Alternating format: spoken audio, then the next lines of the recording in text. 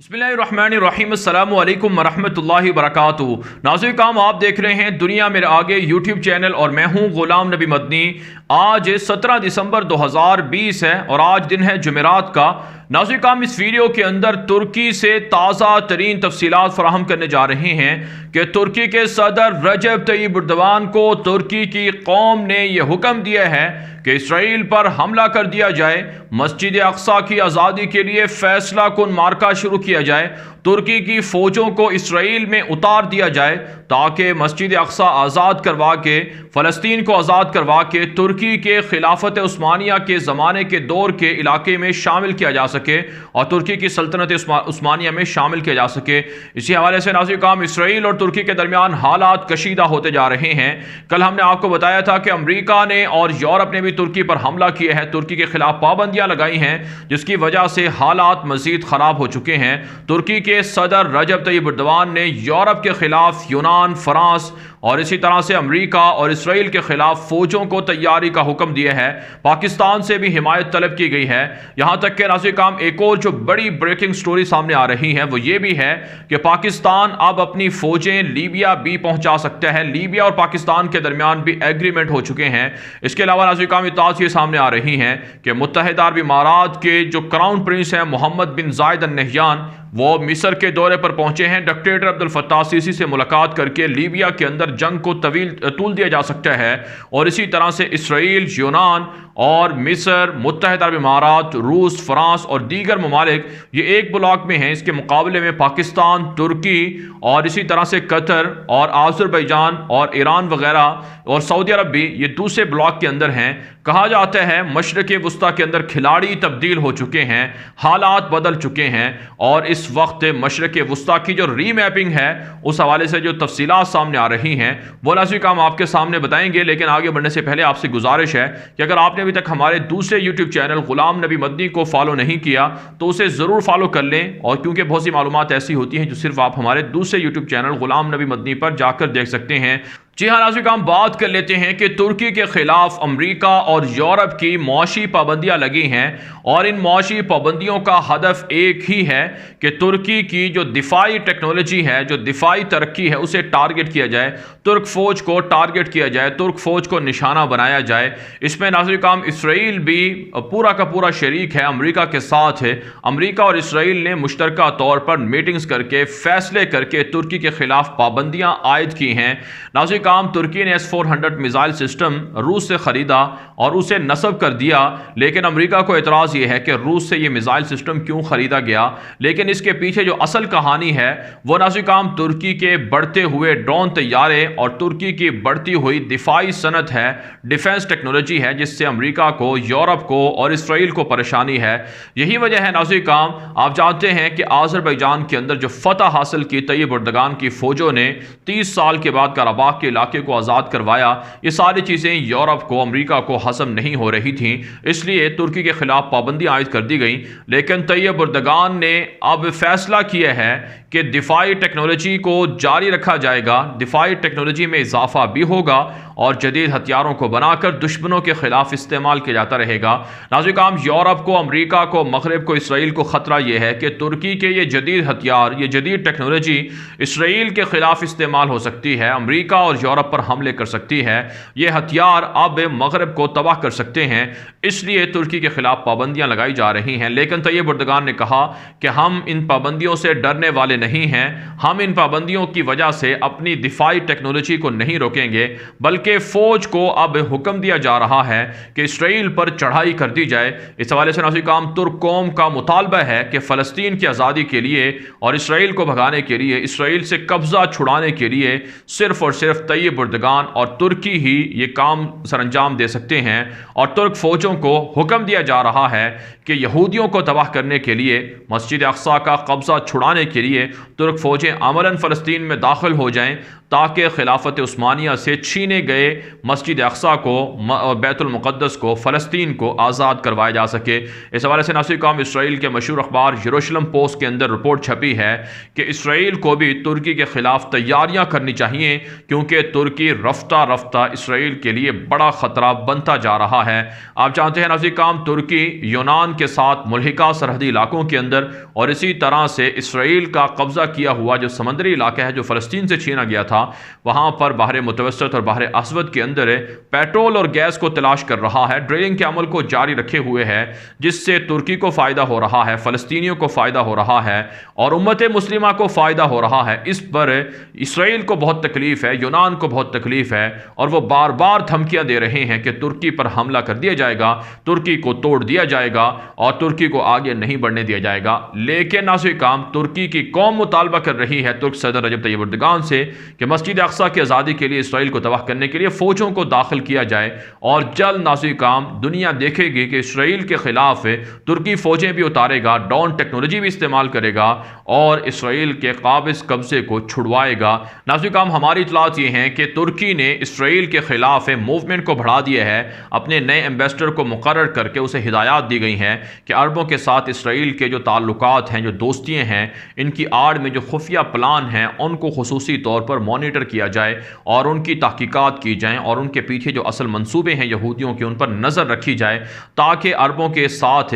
تعلقات بنا کر یہودی کسی بھی طور پر مسجد اقصیٰ کو نہ گرا سکیں، مسجد اقصیٰ پر حملہ نہ کر سکیں۔ ناظرین کرام مغربی علاقوں کے اندر جو فلسطین کے مغربی علاقے ہیں جن پر یہودیوں نے قبضہ کر رکھا ہے، وہاں پر روزانہ کی بنیاد پر لوگوں کو شہید کیا جا رہا ہے، لوگوں کو مارا پیٹا جا رہا ہے اور لوگوں کی زمینوں پر قبضہ کر کے یہودی آباد کاری کی جا رہی ہے۔ ترکی نے اپنے سفارتکاروں کو، نمائندوں کو ہدایات کی ہے کہ اسرائیل کے اندر ان تمام چیزوں کی مانیٹرنگ کی جائے، اور اس کے لیے باقاعدہ ترکی اب اپنے پلان بھی طے کیے ہوئے ہے۔ مسجد اقصیٰ کے خطیب کو 2-3 ہفتے پہلے ترکی کے اندر بلایا بھی گیا تھا، اور حماس کے لوگوں سے، محمود عباس کی حکومت سے بھی ترکی کے رابطے ہیں۔ تو آنے والے دنوں میں اسرائیل کو بڑا سرپرائز مل سکتا ہے، اور ترکی مشرق وسطیٰ کے اندر اپنی بالادستی قائم کرنے کے لیے ایک اور نیا محاذ کھولے گا، نئی جنگ کا آغاز کرے گا، اور اس میں ترکی کو کامیابی مل سکتی ہے۔ اس وقت آپ جانتے ہیں ترکی کی فوجیں شام کے اندر، عراق کے اندر اور لیبیا کے اندر سرگرم ہیں، وہاں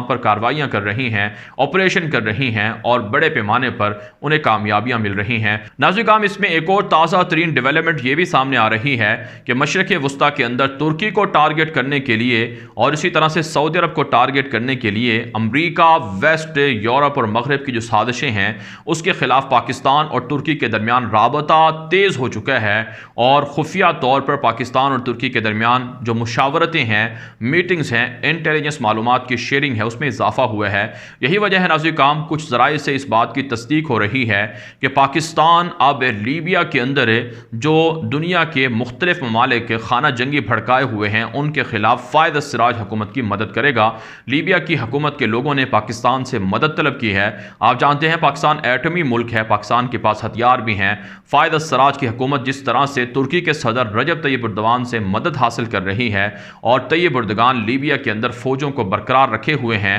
آپ جانتے ہیں قذافی، معمر قذافی کی حکومت کے خاتمے کے بعد وہاں خانہ جنگی ہوئی، معمر قذافی کے اربوں ڈالر یورپ کے بینک اور یورپ کے ملک ہڑپ کر گئے، اور وہاں جو دنیا کا سب سے بہترین پیٹرول جو لیبیا کے اندر موجود ہے اس پر قبضے کے لیے اس وقت روس، امریکہ، فرانس اور دیگر ملک سازشیں کر رہے ہیں، لڑائی کر رہے ہیں۔ باغی ہفتر کو سپورٹ کیا جا رہا ہے، ان کی مدد کی جا رہی ہے۔ متحدہ عرب امارات اور مصر بھی باغی ہفتر کے ساتھ ہیں، اسرائیل بھی باغی ہفتر کے ساتھ ہے۔ تو ایک طرف سے یہ سارے ممالک ہیں، اس کے مقابلے میں پاکستان اور ترکی کے درمیان رابطوں میں اضافہ ہوا ہے۔ ترکی نے پاکستان سے مدد لے کر اب لیبیا کے اندر عملی طور پر لیبیا کو آزاد کروانے کے لیے فیصلہ کن مرحلہ یا فیصلہ کن جنگ شروع کرنے کا فیصلہ کیا ہے۔ یہی وجہ ہے ناظرین کرام اب آنے والے دنوں میں آذربائیجان کو جس طرح سے کاراباخ آزادی ملی، کاراباخ کے اندر آزادی ملی اور 30 سال کے بعد کاراباخ کا علاقہ آزاد ہوا، بالکل اسی طرح سے لیبیا کو بھی باغی ہفتر اور ان کے اتحادیوں سے آزادی مل سکتی ہے، جو ایک یقیناً لیبی عوام کے لیے، ترکی عوام کے لیے، امت مسلمہ کے لیے ایک بڑی خوشخبری ہوگی۔ اور یہ بہت اچھی بات ہے کہ پاکستان اب عالمی سیاست کے اندر، انٹرنیشنل سیاست کے اندر، انٹرنیشنل حالات کے اندر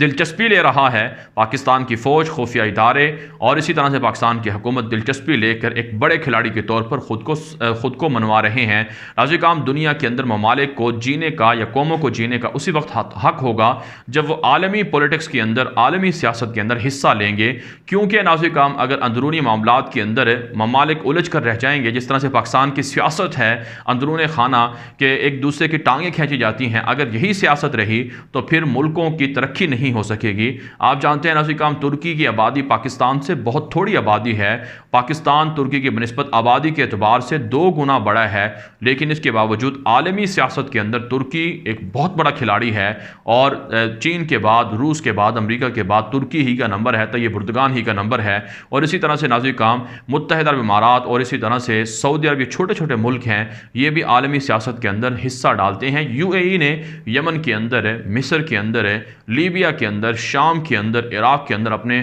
اڈے بنانا شروع کر دیے اور وہاں پر اپنے اثر کو بڑھانا شروع کر دیا، تو پاکستان پھر یہ چیزیں کیوں نہیں کر سکتا؟ اس لیے ناظرین کرام ضروری ہے کہ پاکستان اپنے آپ کو عالمی سیاست میں ایک بڑے کھلاڑی کے طور پر منوائے، اور جو دنیا کے اندر اس وقت سازشیں جاری ہیں مشرق وسطیٰ کو تباہ کرنے کے لیے، اسلامی ممالک کو تباہ کرنے کے لیے، ان کے سامنے پاکستان اپنا کردار ادا کرے، رکاوٹیں کھڑی کریں۔ آپ جانتے ہیں دنیا کے اندر اسرائیل کو صرف 2 ملکوں سے بڑا خطرہ ہے، یا پاکستان سے یا پھر ترکی سے، کیونکہ یہ دونوں ملک یہ اسرائیل کو اپنا سب سے بڑا دشمن سمجھتے ہیں اور اسرائیل کے ساتھ تعلقات بھی نہیں بنا سکتے۔ اگرچہ اسرائیل کا میڈیا اور بھارت کا میڈیا جھوٹا پروپیگنڈا پاکستان کے خلاف کر رہا ہے کہ شاید پاکستان اسرائیل کو تسلیم کرنے جا رہا ہے، لیکن ناظرین کرام حقیقت میں ایسا کچھ بھی نہیں ہو رہا۔ پاکستان اسرائیل کو کاؤنٹر کر رہا ہے، اسرائیل کے خلاف پاکستان ترکی کے ساتھ مل کر پلاننگ کر رہا ہے، اور مشرق وسطیٰ کی اسٹیبلٹی کے لیے، امن کے لیے، اور یہاں سے گریٹر اسرائیل یا جو ری میپنگ کا منصوبہ ہے یہودیوں کو، اس کو روکنے کے لیے پاکستان بڑے بڑے کام کر رہا ہے، اور یہ آنے والے دنوں میں امت مسلمہ کو فائدہ پہنچائیں گے۔ اس لیے ترکی کو اور پاکستان کو سپورٹ کرنا چاہیے، اور ان دونوں ملکوں کی حمایت کرنی چاہیے، ان دونوں ملکوں کی فوج کو، خفیہ اداروں کو اور حکومت کو سپورٹ کرنا بہت ضروری ہے۔ اب ناظرین کرام بات کر لیتے ہیں کہ متحدہ عرب امارات کے جو کراؤن پرنس ہیں محمد بن زائد ال نہیان، انہوں نے مصر کا دورہ کیا ہے، ڈکٹیٹر عبد الفتاح السیسی سے خصوصی ملاقات کی ہے۔ آپ جانتے ہیں ڈکٹیٹر عبد الفتاح السیسی نے 2013 کے اندر صدر محمد مرسی کا تختہ الٹا تھا، جو پہلے مصر کے جمہوری صدر تھے، جو ڈیموکریٹ موومنٹ کے ذریعے سے اور پورے ایک طرز عمل کے ذریعے سے سیاست اقتدار میں آئے تھے، لیکن انہی UAE نے، سعودی عرب نے اور دیگر ملکوں نے سازشیں کر کے محمد مرسی کا تختہ الٹ دیا اور ڈکٹیٹر عبد الفتاح السیسی کو اقتدار دے دیا، اور انہیں اربوں ڈالر بھی دیے، جس کی وجہ سے وہاں لوگوں پر ظلم ہوتے رہے، اور اس وقت بھی سیاسی مخالفین اور جو اخوان المسلمین کے بڑے بڑے عہدیدار ہیں جیلوں کے اندر انہیں پھانسیاں دی جا رہی ہیں۔ 1 مہینے کے دوران 60 سے زائد لوگوں کو پھانسیاں ڈکٹیٹر عبد الفتاح السیسی دے چکے ہیں۔ اب اسرائیل کے ساتھ مصر کے رابطے بڑھ رہے ہیں ترکی کو کاؤنٹر کرنے کے لیے۔ اسی حوالے سے کراؤن پرنس محمد بن زائد نے بھی مصر کا دورہ کیا ہے، ڈکٹیٹر عبد الفتاح السیسی سے ملاقات کی ہے، تاکہ لیبیا کے اندر ترکی پر حملہ کر دیا جائے، تاکہ مصر اور UAE مل کر اور اسی طرح سے اسرائیل مل کر یہ ترکی پر حملہ کریں اور بحر متوسط کے اندر ترکی کے بحری جہازوں کو تباہ کر دیں، جو ایک بہت بڑی سازش ہے۔ اس کے خلاف پاکستان اور ترکی مشترکہ طور پر تیار ہیں اور ان کے منصوبوں کو کامیاب نہیں ہونے دیں گے۔ اس کے علاوہ ناظرین کرام اطلاعات سامنے آ رہی ہیں کہ امریکہ اور ایران کے درمیان بھی حالات خراب بتائے جا رہے ہیں۔ ٹرمپ انتظامیہ کی جانب سے ایران کے ساتھ معاملات کرنے والی کچھ ایسی کمپنیوں پر جو چین کی ہیں یا پھر UAE کی ہیں، امارات کی ہیں، ان پر پابندیاں عائد کر دی گئی ہیں۔ ایران کے صدر حسن روحانی اور ایرانی سپریم لیڈر علی خامنائی نے کہا ہے کہ چاہے جو بائیڈن آ جائے یا ٹرمپ اقتدار میں رہیں، ایران کے ساتھ امریکہ کے تعلقات بہتر نہیں ہو سکتے ہیں۔ لیکن آج کام بہت سے ماہرین کا دعویٰ ہے کہ جو بائیڈن اقتدار میں آ کر ایران پر لگائی گئی پابندیوں کو ختم کریں گے اور ایران کو ریلیف دیں گے، جس سے آنے والے دنوں میں ایران کی مشرق وسطیٰ کے اندر سیاست بڑھے گی۔ عراق کے اندر آپ جانتے ہیں ایسی درجنوں مسلح تنظیمیں، پراکسی وار تنظیمیں موجود ہیں جو ایران کی حامی ہیں، جو ایران جن کو سپورٹ کرتا ہے، اور اسی طرح سے شام کے اندر بشار الاسد کے ساتھ بھی لڑنے والی جو مسلح پراکسی وار تنظیمیں ہیں وہ بھی ایران ہی سے چلتی ہیں۔ تو یوں ناظرین کرام کہا جاتا ہے کہ جو بائیڈن اقتدار میں آ کر ایران کو مزید فری ہینڈ دے گا، جس کی وجہ سے ہو سکتا ہے کہ گلف کے اندر اور اسی طرح سے مشرق وسطیٰ کے اندر ایران کی جو پراکسی وار ہے اس میں اضافہ ہوگا اور ایران جہاں کے لوگوں پر مزید حملے کر کے اپنے اہداف کو ٹارگٹ کو اچیو کرے گا۔ اور ناظرین کرام اطلاعات یہ بھی ہیں کہ سعودی عرب اور ایران کے درمیان بھی حالات خراب کروانے کے لیے، ان کے درمیان لڑائی کروانے کے لیے کوششیں کی جا رہی ہیں اور اس کے لیے باقاعدہ پلاننگ کی جا رہی ہے۔ پینٹاگون کا خواب یہ ہے اور جو بائیڈن کا جو آنے والا دور ہے ہو سکتا ہے اس کے اندر اسی طرح کی لڑائی شروع کروا دی جائے تاکہ مشرق وسطیٰ بدامنی سے دوچار رہیں اور جہاں ترقی نہ ہو سکے یہاں کے وسائل کو لوٹا جا سکے۔ بہرحال ناظرین کرام یہ ساری چیزیں جاری ہیں، ایسے میں ترکی اور پاکستان مشرق وسطیٰ کے دو بڑے کھلاڑی ہیں جو مشرق وسطیٰ کے اندر امن پیدا کر سکتے ہیں۔ ترکی کی جانب سے جدید ٹیکنالوجی بنائی جا رہی ہے، اب ترکی نے بغیر پائلٹ کے بغیر کیپٹن کے ایک ایسے بحری جہاز کو بھی بنا لیا ہے جو بآسانی اپنے اہداف کو ٹارگٹ کر سکتا ہے اور بغیر کیپٹن کے